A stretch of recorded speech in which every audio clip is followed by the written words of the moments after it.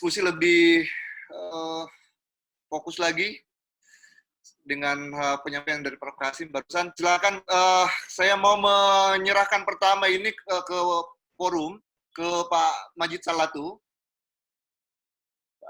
Majid, beliau senior kita, juga banyak memahami permasalahan ekonomi, ya lebih khusus Sulawesi Selatan. Silakan, Pak Majid. Assalamualaikum. Ya, ruang, ya. Waalaikumsalam warahmatullahi wabarakatuh. Alhamdulillah. Terima kasih Bung Adi. Pembicara. Tapi ada satu hal yang sepertinya tidak disinggung.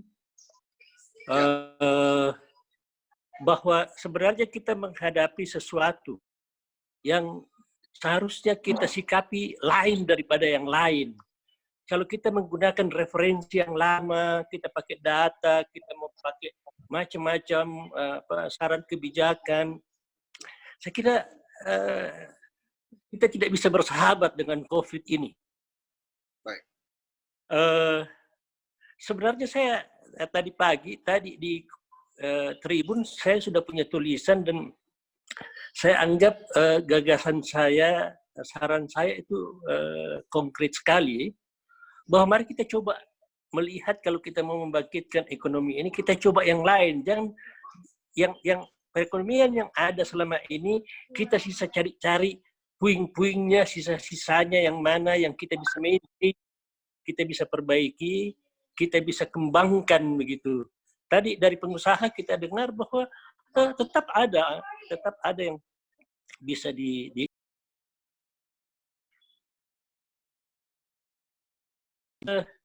saya selalu mengatakan bahwa mengapa kita tidak fokus pada manusia Indonesia, dan manusia Indonesia itu di dalam kaitan ekonomi, itu kita bisa cermati dari data Susenas. Kalau kita berfokus pada kelompok pendapatan 40% terbawah, saya kira ini adalah satu peluang atau momentum yang harus kita manfaatkan untuk membangkitkan ekonomi. Pengusaha-pengusaha sudah pernah mengecap nikmatnya pertumbuhan ekonomi ini. Waktu krisis yang lalu, UMKM itu dikerjakan jadi bumper, jadi pemadam kebakaran untuk bisa bertahan. Sekarang ini kita harus coba, tadi sudah ada yang menyebut, Pak Adriano, Prof. Marzuki sudah menyebut sektor pertanian. Kenapa kita tidak melihat bahwa ada sesuatu yang kita bisa lakukan di sektor pertanian dengan berfokus kepada 40% kelompok pendapatan yang ada, yang semuanya ada di desa. Oke lah, kita prihatin bahwa usaha kita itu banyak loss. Tapi kan juga sudah dikatakan bahwa masih ada sisa-sisanya, masih ada tabungan dimuakan. Tapi pernahkah kita membayangkan penduduk yang 40% terbawah ini, apa yang dia bisa makan? Dan saya pernah membuat satu kajian tahun 2017 yang lalu, dan saya sudah sodorkan kepada pemerintah provinsi, tetapi tidak digubris. Saya katakan, ini sebenarnya yang harus kita bayar pada masyarakat 40% terbawah. Sektor pertanian selama ini, itu hanya diabdikan untuk kepentingan pertumbuhan semata-mata. Oleh karena itu, memang secara ekstrim saya katakan, hapuskan semua komoditas prioritas unggulan yang ada di Sulawesi Selatan. Kita harus mulai dengan komoditas baru. Kenapa kita tidak berbicara tentang kacang tanah? Kenapa kita tidak berbicara tentang pisang? Ini semua komoditas-komoditas yang akrab pada penduduk yang 40% ke bawah itu. Nah ini, ya menurut saya, kalau ini poin yang saya ingin katakan, dan saya tutup tulisan saya tadi di koran, saya mengatakan bahwa barangkali kita perlu memilih tema Agricultural Development Reconsider. Terima kasih Pak Adi. Baik, ini kelihatannya sektor pertanian ini dari hampir seluruh pembicara ya, terutama perspektif ekonomi, ini sangat Pak. Mungkin nanti jadikan poin tersendiri, Pak. Mungkin Iya, tapi dijawab. Yang mau dikonkretkan caranya bagaimana? Ya, itu maksudnya ke situ. Baik, makasih banyak, Majid. Tapi ada satu hal mungkin, Majid, yang berkaitan dengan kebijakan provinsi. Ada tanggapan barangkali pengamatan, kan ini ada kemungkinan pelonggaran dilakukan. Ada kebijakan terhadap ekonomi masyarakat. Ada kebijakan provinsi? Sudah ada dalam bentuk statement yang sudah dibuat baik provinsi maupun kota. Beda itu, Pak. Beda statement dengan kebijakan. Ya. Enggak, saya maksudnya kalau itu dilakukan, apa proyeksi yang bisa kita lihat itu? Ya, begini, itu yang saya maksud tadi, bahwa selalu kita bikin statement, mau bikin kebijakan, tapi referensi kita adalah pada apa yang berkembang selama ini. Ya. Enggak jangan, Pak. Kita harus berpikir out of the box. Apa yang tidak kita lakukan selama ini. Mari kita coba pikirkan kalau memang mau bangkit. Ya. Karena kalau mau dibikin, diapa-apain juga, tidak ada sektor ekonomi yang bisa melejit. Oleh karena itu, menurut saya perbaiki tatanan pengembangan wilayah. Supaya pemerintah pusat juga, ada Pak Adrianov dengar, pemerintah pusat juga bisa tahu bahwa sebenarnya kepentingan wilayah adalah kepentingan nasional itu sendiri. Tidak bisa semata-mata kita katakan kepentingan nasional berada di atas semua kepentingan wilayah. Saya kira itu pendapat saya. Saya setuju, Pak Maju. Saya setuju, Pak Maju. Ya, silakan mau ditanggapi sedikit, silakan. Ya, saya setuju. Ya. Karena Mas Tubung sebenarnya sangat mikro. Ya. Saya di pesantren. Saya lihat bahwa dapur kami di pesantren itu bisa diatasi oleh apa dikatakan Pak Majid itu orang-orang kampung. Dalam bentuk yang sangat konkret dia bawa sayur-sayur macam-macam. Musim pisang berbuah dia bawa pisang.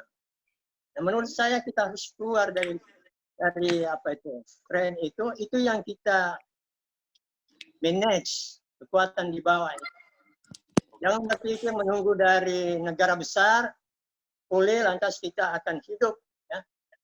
Supaya nanti ekspor impor dunia pulih baru kita mau juga ekspor impor, tidak perlu kita mau mengimpor. Yang penting apa yang kita miliki dari sisa dari COVID ini kita bisa hidup dari situ. Baik, ini menarik ini menggali potensi ya, potensi kita sendiri ya. Ya. Berikutnya saya mau persilakan, makasih Prof. Kasim melengkapi tadi ya yang dikemukakan oleh Kak Majid. Silakan. Ada yang mau? Ada dari Pak Idam, silakan Pak Idam. Yunismu. Mute-nya Pak dibuka, mute-nya. Kedengaran, mute-nya di itu. Ya.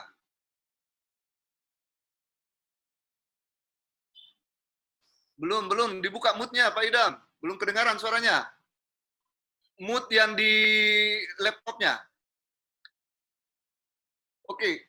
Mungkin masih ini, silakan yang lain ada yang mau. Ya. Assalamualaikum. Ya, oke. Waalaikumsalam warahmatullahi wabarakatuh. Jadi begini Pak Di. Jadi ekonomi dibangun berdasarkan asumsi. Itu asumsi pendapatan, belanja, atau pembiayaan.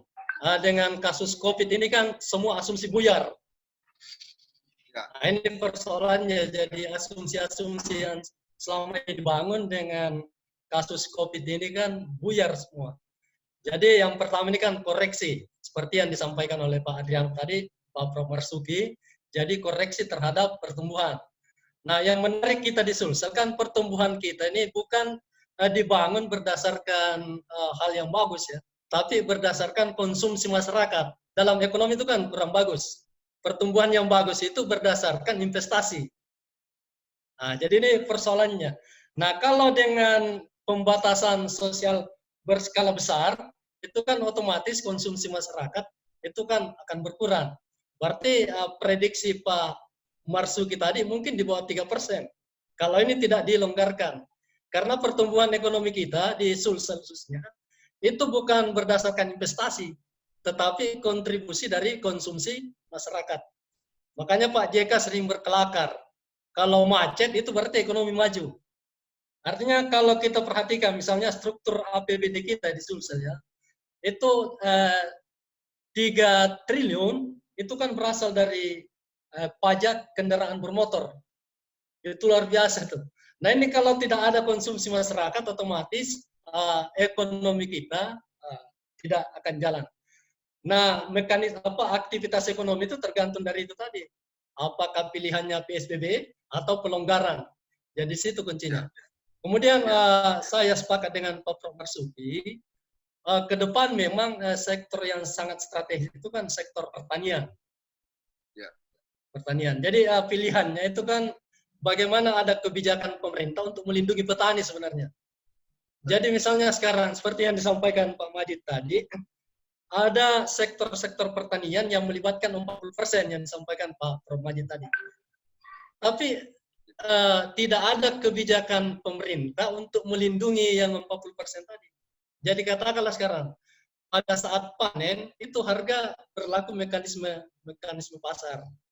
Jadi tetap merugikan petani. Artinya kosnya lebih besar daripada hasil penjualan. Jadi semua petani sekarang berteriak, harga pakan ternak meningkat, harga hasil pertanian menurun. Ini kan logikanya di mana? Jadi mestinya berimbang. Berimbang ya. Ini sekarang lockdown hanya dimanfaatkan atau dinikmati oleh pengusaha-pengusaha besar yang mungkin dia oligopoli atau monopoli. Jadi kebijakan harga yang sangat diperlukan oleh petani. Kemudian yang kedua, ini penting juga karena ada Pak Ketua Bapeda tadi. Singkat aja Pak Idam, ya silakan. Ya, jadi ini kan sekarang kebijakan kalau kita sepakat pada pemberdayaan katakanlah petani begitu ya. Jadi mungkin kebijakannya sudah perlu dievaluasi kembali. Jadi petani kita sekarang bukan lagi subsistem seperti yang disampaikan Bu Biarto, tapi dia sudah profit oriented. Profit oriented. Cuma kebijakan pemerintah sekarang membuat dikotomi terhadap pertanian. Apakah ini ada unsur politiknya, apa dan lain-lain sebagainya. Ada dikotomi Pak Adi. Dikotomi petani kan ada sekarang. Ada petani negara, ada petani yang non-negara. Yang mendapat fasilitas ini petani negara. Baik, saya kira ini yang perlu kita kaji. Bagaimana katakanlah fasilitas-fasilitas yang dikeluarkan oleh pemerintah. Nanti dijawab oleh Prof. Marzuki. Ya, menyentuh yang 40% tadi yang disampaikan. Ya, oke. Yang terkait dengan sektor pertanian. Tapi saya sebenarnya mau mengetahui lebih banyak juga ini sektor ekonomi ya, masyarakat ya, di perkotaan ya. Mungkin perlu disinggung itu, Pak. Kondisi yang dihadapi ya, kebijakan yang diambil oleh pemerintah, itu saya kira juga penting. Saya berikutnya mempersilakan Amir Muhyiddin dulu. Pak Amir, silakan Pak Amir. Ya. Makasih. Pemerintahan, ya. Assalamualaikum warahmatullahi wabarakatuh. Ya. Ada satu aspek yang tidak pernah disinggung dan menurut saya ini sangat real di masyarakat. Apa itu adalah aspek kependudukan. Ya. Ya. Ini selama pandemi COVID-19 dengan berbagai kebijakan pemerintah, ini yang real adalah angka kelahiran. Ya.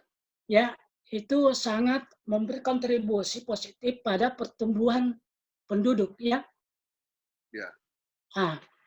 Tolong dikaitkan dengan ini ya, situasi COVID, Pak. Mungkin bisa agak lebih jelas supaya nanti agak fokus diskusi kita ini. Karena sebenarnya ada dua aspek saya kira bisa dijawab. Ya, saya baik. Berharap pemulihan ekonomi kita ini apakah bisa dilakukan dalam waktu dekat, apa yang harus diambil oleh pemerintah. Ya, baik. Kondisi dunia usaha secara itu kita mau juga dengar. Saya lanjutkan dulu tadi ya. Silakan. Di tengah pertumbuhan penduduk yang kemudian tinggi itu, justru pertumbuhan ekonomi sangat menurun, malah disebut mandek sama sekali ya. Itu saya kira masalah yang menurut saya besar juga. Pertumbuhan penduduk tinggi, pertumbuhan ekonomi menjadi rendah. Pada forum ini saya ingin mengusulkan satu poin, mungkin pemerintah ya menerapkan lagi satu kebijakan ekonomi padat karya itu ya. Ya. Oke. Saya pendapat dengan Pak Marzuki dengan beberapa pembicara terdahulu seperti Pak Majid juga tentang ekonomi pedesaan dan 40% itu. Saya berharap kepada pemerintah dalam sektor ekonomi bagaimana kemudian kita mengeluarkan satu kebijakan agar model pembangunan padat karya ini diangkat kembali sebagai bagian dari upaya untuk bagaimana menolong mereka-mereka yang 40% itu. Dan kalau ini kita tolong, bisa kurang-kurangnya mengurangi dampak COVID-19 ini. Ya, makasih Pak Adi. Makasih Pak Amir. Ini soal kependudukan ya. Mungkin nanti ada baiknya juga dikaitkan dengan efek dampak dari COVID. Silakan. Saya bisa sedikit. Pak, Bu Naida, silakan Bu Naida. Terima kasih Pak. Saya mungkin seorang akademisi tapi juga bergelut di dunia usaha. Saya ingin bertanya sama Prof. Marzuki ini. Sekarang ini kebijakan perbankan, terutama untuk sektor retail ya, karena saya bergerak juga di bidang retail, adalah memberikan dua pilihan kepada konsumen. Apakah misalnya kita hanya bayar bunga saja, kemudian seperti yang dikatakan oleh Pak Wali tadi bahwa pembayarannya itu ditunda, kesusahannya itu ditunda 12 bulan ke depan, atau bunga diturunkan dari 13,5% menjadi kalau tidak salah BRI atau beberapa bank itu hanya memberikan 9%. Pertanyaan saya Pak, kemana arah kebijakan daripada ekonomi kita kalau perbankan itu memberikan menumpukan kesusahannya itu kepada konsumennya itu di belakang. Sementara Bapak bilang tadi bahwa pertumbuhan ekonomi kita akan stabil kira-kira 2 semester kedua tahun depan. Nah, justru di semester kedua tahun depan ini semua kesusahan itu ditumpukan ke belakang, ke belakang saja. Gitu ya, Pak Marzuki. Saya hanya mengaitkan ini dengan apa yang dikatakan oleh Pak Wali tadi bahwa Pak Wali sudah bertemu dengan beberapa bank ya untuk membicarakan ini untuk disampaikan untuk diberikan kebijakan kepada masyarakat. Saya kira itu saja Pak Adi. Terima kasih atas kesempatannya.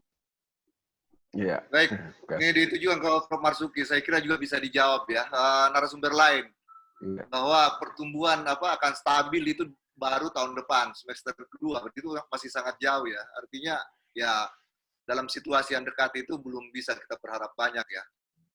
Ada yang mau sebelum saya lemparkan kembali ke ini, silakan Pak. Salah satu dari forum peserta, ada yang bisa mau memberikan? Pak Imran Hanafi dari Canberra, silakan. Atau dari Pak Prof. Jasrudin, mungkin ada isu yang barangkali bisa disampaikan, isu sosial yang terkait dengan pembahasan kita. Terkait ekonomi, silakan kalau ada yang mau disampaikan. Termute. Ya, dibuka mute-nya, Prof. Ya, nanti saya menyusul belakangan. Okay. Saya belakangan. Oke, baik. Ya. Ada silakan Pak Lulu, Pak Lukman, Pak Yaya, Pak Ishak. Ada yang mau disampaikan, Pak Ishak? Ya, assalamualaikum Tanda. Global ini ya. Dari hubungan internasional, ini dari Bungas, hubungan internasional. Silakan. Ya, mungkin barangkali sedikit saja terkait dengan aktivitas pasar.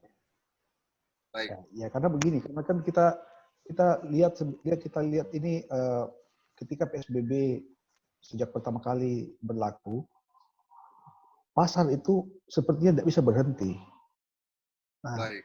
Artinya dari situ kita bisa lihat bahwa ini memang dibutuhkan. Nah, sayangnya saya lihat kita di Makassar terutama agak sedikit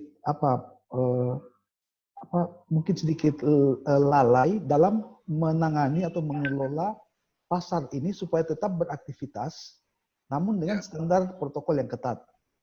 Kalau di negara-negara lain kan seperti di Vietnam, dia membuat pengaturan jarak, kemudian beberapa kota di Indonesia melakukan itu. Tapi kita sampai sekarang belum ada tanda-tanda menerapkan hal tersebut. Jadi selalu saja masih terus kita kampanyekan orang supaya tinggal di rumah gitu.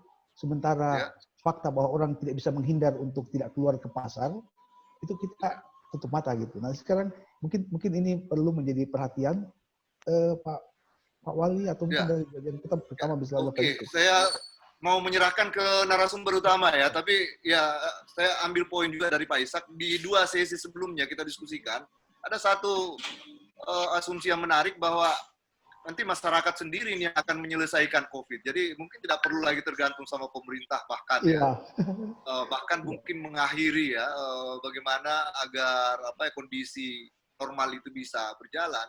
Ya, denyut nadi masyarakat yang akan muncul dari bawah sendiri.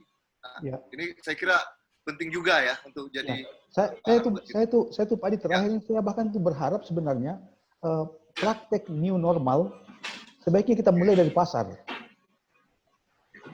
Jadi jangan kita mulai dari tempat belajar atau kita mulai dari ini, tapi kita mulai dari pasar karena itu denyut nadi yang memang sehari-hari terjadi dan tidak bisa kita hindari gitu.